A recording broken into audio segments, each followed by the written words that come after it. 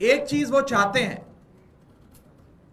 वो है राजनीति में मर्यादा, और नैतिकता और मर्यादा को ऊपर रखते हुए उन्होंने अपनी ईमानदारी की अग्नि परीक्षा देने का फैसला दिया।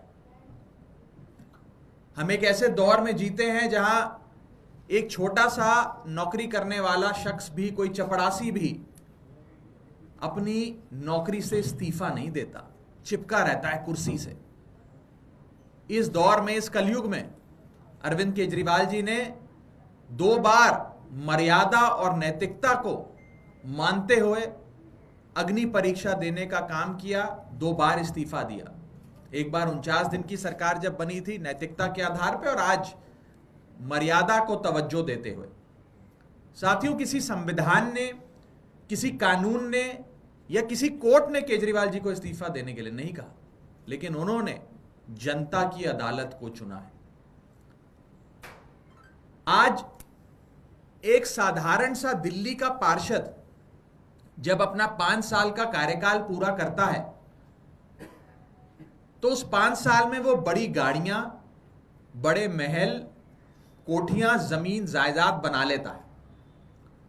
आप अनगिनत ऐसे उदाहरण जानते हैं कि जब पार्षदी का चुनाव लड़ा था कॉर्पोरेटर, काउंसलर बनने का, तो स्कूटर पर आकर प्रचार किया करते थे। अब BMW, मर्सिडीज में घूमते हैं और बड़ी 2000-3000 गज की कोठी में रहते हैं। ये एक पार्षद की फाइनेंशियल ट्रेजेक्टरी हम देखते हैं 5 साल के भीतर जो दिल्ली में हो जाती है।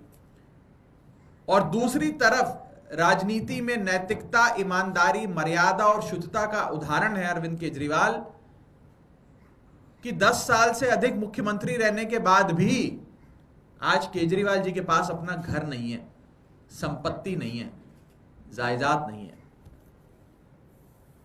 साथियों, संपत्ति ना होना और अपना घर ना होने के कारण अरविंद केजरीवाल जी एक दूसरे निवास स्थान में प्रवेश करेंगे, अपना घर छोड़कर, सरकारी निवास छोड़कर, और सारी सुविधाएं त्यागेंगे।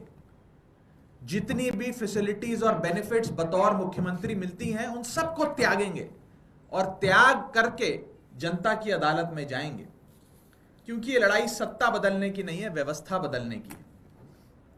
लेकिन इसके साथ साथ उनके निवास स्थान से संबंधित एक महत्वपूर्ण विषय आज मैं इस प्रेस कॉन्फ्रेंस में उठाना चाहता हूं, बतौर आम आदमी पार्टी प्रवक्ता, सांसद, कार्यकर्ता और बतौर एक नागरिक इस देश का। आम आदमी पार्टी इस देश की फास्टेस्ट ग्रोइंग पॉलिटिकल पार्टी है। 10 साल के भीतर हमें राष्ट्रीय पार्टी होने का दर्जा मिला। कानून यह कहता है कि जब कोई भी पॉलिटिकल पार्टी नेशनल पार्टी बनती है, कानून तहत उसे राष्ट्रीय पार्टी का दर्जा कानून तहत दिया जाता है, तो उसे 2 साधन दिए जाते हैं। उसे मैं सुविधा नहीं कहूंगा, 2 साधन दिए जाते हैं। पहला साधन, उसको अपना काम करने के लिए एक कार्यालय राष्ट्रीय राजधानी में दिया जाता है। जिस कार्यालय में आप स्थित हैं, अभी यहां बैठे हैं, यह कार्यालय हमें राष्ट्रीय राजधानी में राष्ट्रीय पार्टी दर्जा बनने की बदौलत हासिल हुआ। और दूसरी जो साधन हमें कानून तहत मिलना चाहिए, वो है हमारे राष्ट्रीय संयोजक को एक अकोमोडेशन, यानी कि एक सरकारी आवास।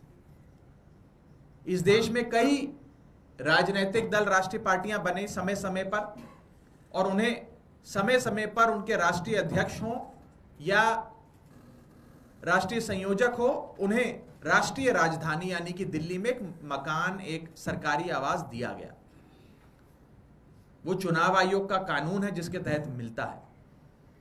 आज उसी कानून का हवाला देते हुए हम सरकार से ये विनती करेंगे कि मुख्यमंत्री का पद छोड़ने के बाद राष्ट्रीय संयोजक आम आदमी पार्टी अरविंद केजरीवाल जी को, क्योंकि वे एक राष्ट्रीय पार्टी के राष्ट्रीय संयोजक हैं, उन्हें एक सरकारी आवाज मिले। ये हमारी मांग है, मेरी मांग है, बतौर कार्यकर्ता, बतौर प्रवक्ता, बतौर भारत देश का एक नागरिक। ये जो